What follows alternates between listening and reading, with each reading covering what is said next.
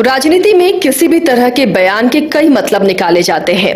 इन दिनों बंगाल की मुख्यमंत्री ममता बनर्जी ने झारखंड के सीएम हेमंत सोरेन से फोन पर बात की और मामला ये था कि तेनूघाट का जब फाटक खोल दिया गया, इससे बंगाल में बाढ़ जैसे हालात बन गए हैं। अब पश्चिम बंगाल के मुख्यमंत्री ने मुख्यमंत्री हेमंत सोरेन से बात की और कहा कि इस पर हेमंत जी ध्यान दें, हालांकि ये मानव निर्मित है, ये इशारा उन्होंने किया है। अब इस पर हिमंता विश्व शर्मा जो बीजेपी के चुनाव सह प्रभारी हैं प्रदेश के, इसके अलावा वो असम के मुख्यमंत्री हैं, उन्होंने झारखंड की तरफ से अपना पक्ष रखा है। तो ये बयानबाजियां क्या इशारा करती हैं, इस पर हम थोड़ा समझने की इसे कोशिश करेंगे, इसे जानने की कोशिश करेंगे सहयोगी रंजन से।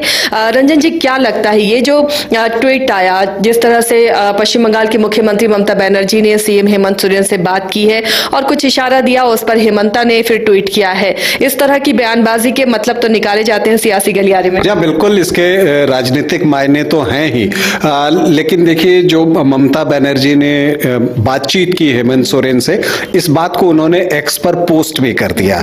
तो वो अपनी कंस्टिट्यूएंसी को एड्रेस कर रही होती है, सरकार वहां चला रही है, और उन्होंने ये बातें साफ तौर पर लिखी हैं कि मैंने झारखंड के मुख्यमंत्री हेमंत सोरेन से बात की, बाढ़ की स्थिति पर चर्चा की, मैंने उनसे तेनूघाट से अचानक और भारी मात्रा में पानी छोड़े जाने के मामले पर चर्चा की, जिससे बंगाल में बाढ़ आई है। और फिर उन्होंने जो बातें आपने कही कि झारखंड का पानी बंगाल में बाढ़ ला रहा है और यह मानव निर्मित है, जो सबसे महत्वपूर्ण चीज है।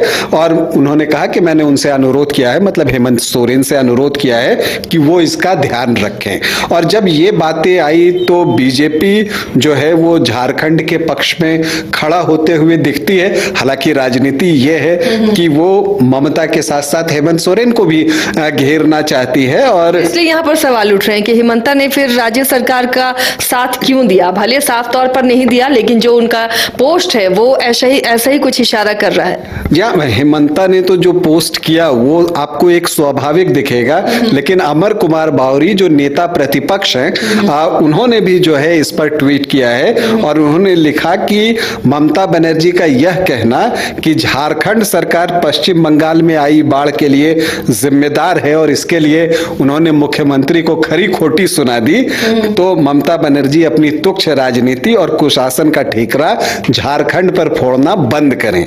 झारखंडी अस्मिता से, अब यहां देखिए वो सटायर जो उन्होंने ऊपर किया था उसको पूरा वो करते हैं कि झारखंडी अस्मिता से हेमंत जी समझौता कर सकते हैं, पर भारतीय जनता पार्टी झारखंड बिल्कुल यह फेक नैरेटिव बर्दाश्त नहीं करेगी। मतलब जो झारखंड की बीजेपी है वो फेक नैरेटिव बर्दाश्त नहीं करेगी कि बंगाल में बाढ़ जो है वो झारखंड की वजह से आ रहा है। और उन्होंने आगे ममता बनर्जी के लिए लिखा है कि खुद का घर संभालिए, दूसरों पर दोषारोपण करना छोड़िए। तो ये बातें अमर कुमार बावरी ने कही।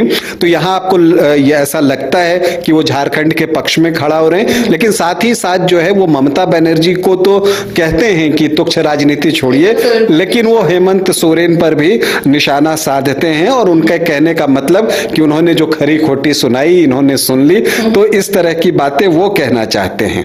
लेकिन जब आप हिमंता विश्व शर्मा की तरफ अगर जाएं और जो उन्होंने जो पोस्ट किया है वो थोड़ा सा बैलेंस दिखता है। वो लिखते हैं कि मैं दीदी का सम्मान करता हूं, लेकिन मैं उनकी इस धारणा को स्वीकार नहीं कर सकता कि झारखंड सरकार पश्चिम बंगाल में आई बाढ़ के लिए जिम्मेदार है।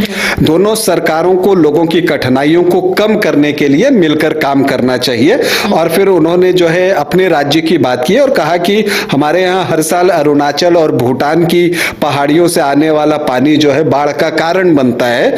हालांकि हम अरुणाचल सरकार या रॉयल भूटान सरकार को दोष नहीं देते, क्योंकि हम समझते हैं कि पानी की कोई सीमा नहीं होती, यह स्वाभाविक रूप से नीचे की ओर बहता है। तो ये एक आपको बैलेंस ट्वीट दिखता है कि पानी का नेचर है कि वो ऊपर से नीचे की ओर आता है। तो ये बातें क्या रंजन जी इस ट्वीट को पढ़कर ये समझा जाए कि कोई राजनीतिक खिचड़ी पक रही है?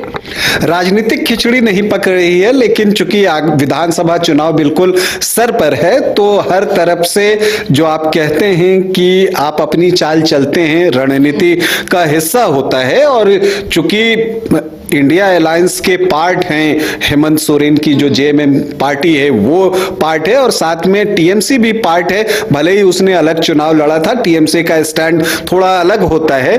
तो जब ममता बनर्जी झारखंड सरकार पर कुछ आरोप लगाती हैं और हेमंत सोरेन जी से वो बात करती हैं, मुख्यमंत्री हैं झारखंड के, तो इसमें क्या है कि आपको बीजेपी को एक अवसर तो दिखता है कि ये आपस की लड़ाई अगर हो रही है तो इसमें फायदा देखा जा सकता है, और इसलिए उन्होंने इसे झारखंडी अस्मिता से जोड़ने की बात उठा दी।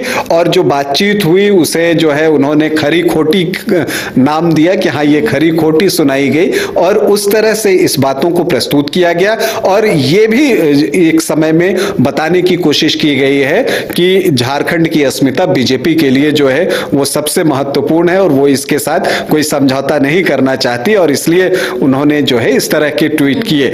तो अब जैसे जैसे राजनीति नजदीक, चूंकि विधानसभा चुनाव जैसे जैसे नजदीक आते जाएगा, इस तरह की चीजें आपको देखने को मिलेंगी। लेकिन ये तो है कि अगर इस तरह की कुछ बातें हुई हैं, अब जेएमएम का ऑफिशियल वर्जन क्या आता है, चूंकि ममता बनर्जी ने सोशल मीडिया पर यह पोस्ट कर दिया है तो उन्होंने तो अपनी कंस्टिट्यूएंसी को एड्रेस कर दिया, और उन्होंने जो बातें झारखंड के मुख्यमंत्री से कही वो बातें उन्होंने सार्वजनिक कर दी। तो उन्होंने अपनी जनता को तो बता दिया कि उन्होंने ये जो बाढ़ आया है उसके लिए किसको जिम्मेदार ठहराया है और वो कितना इसके लिए प्रोएक्टिव हैं। अब झारखंड सरकार की बारी है कि जो जेएमएम है या जो सरकार है वो इस बात को किस तरह से लेती है और वो किन चीजों को सार्वजनिक करती है कि और क्या बातचीत हुई, इधर से क्या कुछ कहा गया, क्या ये वास्तव में मानव निर्मित है या ये सिर्फ एक आरोप है, या फिर जो हेमंत बिस्वा शर्मा ये बातें कह रहे हैं कि पानी का तो स्वभाव है ऊपर से नीचे की ओर जाना, वो बातें हैं। तो थोड़ी प्रतीक्षा करनी होगी, लेकिन यह दिलचस्प होगा कि अब सरकार या जेएमएम की तरफ से इस पर क्या प्रतिक्रिया आती है। बीजेपी से ज्यादा मैं इस बात को जानने के लिए इच्छुक हूं कि जो ममता बनर्जी का पोस्ट आया है उस पर सरकार या पार्टी क्या कहती है। चलिए, तो अब देखिए, ऐसे भी कोई राजनीतिक बयान जब होता है तो उसके मायने होते हैं, और जब चुनाव नजदीक हो तो बहुत सारे मायने निकलते हैं। फिलहाल हमारी नजर बनी रहेगी तमाम ऐसे राजनीतिक घटनाक्रम पर। आप देखते रहिए News 22 को।